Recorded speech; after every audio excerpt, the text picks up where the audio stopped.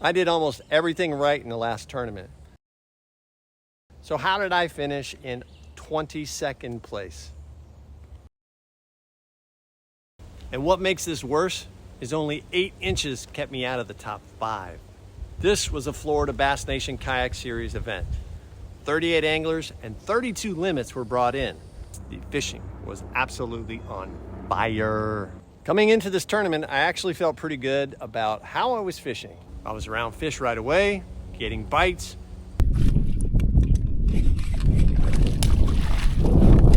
and doing what I needed to do. But this one came down to a couple small decisions that made a big difference. And even before I made my first cast, something happened that could have thrown me way off.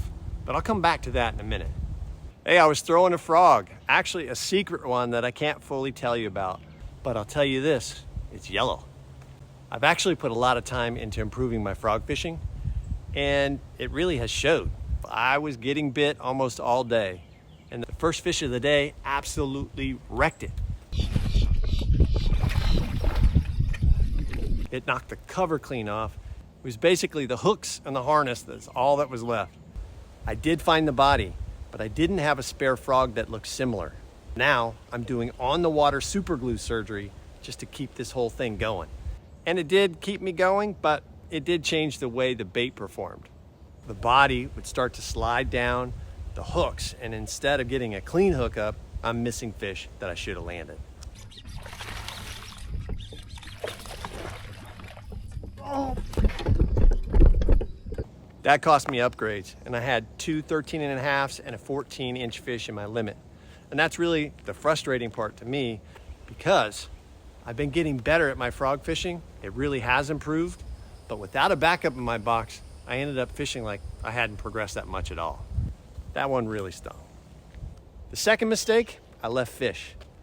You know, I had an inkling while I was out there that I probably should stay, but I also knew the wind was gonna pick up later on in the morning, and I convinced myself that things were going as planned, and so I could find something better in calmer conditions farther up in the reeds. So I made the run.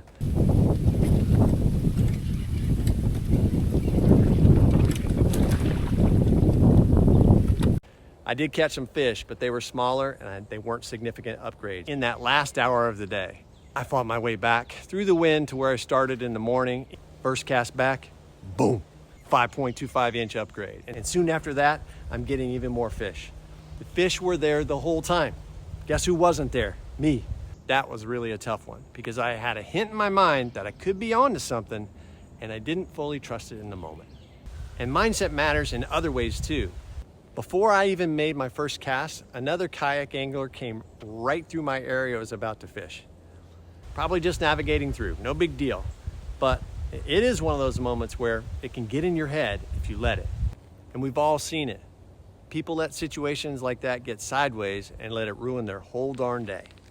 But I just told myself, you know, maybe it helps. Maybe it fires the fish up. And instead of getting frustrated, I stayed ready.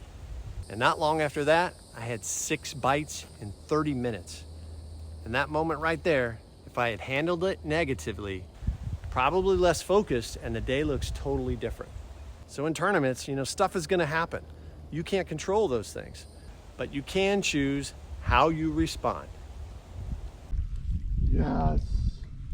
And later in the day, I got another shot at that same area, and I made it count. I got that big upgrade, I got some more bites, just ran out of some time. If 2 of my hookups get in the boat, we're not talking about a 22nd place finish. We are talking about a top 5 finish, a completely different outcome. 3 things I'm taking from this one. Number 1, you better bring backups for things that actually matter in your pattern, and especially those lures that you've been putting some time into improving. Number 2 is trust those small instincts. Sometimes they don't come as some loud gut feeling announcement for them to make a big difference.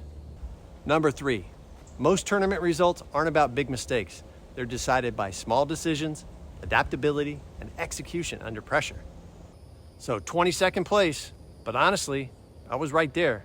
I cleaned up a couple small decisions, and this is a top 5 finish. If you've ever had a tournament finish like that, you know exactly what I mean. If you've enjoyed this breakdown, or you just enjoy chasing big bass like me, hit the like and subscribe button and stick around. I appreciate you watching, and I'll see you in the next video and out on the water.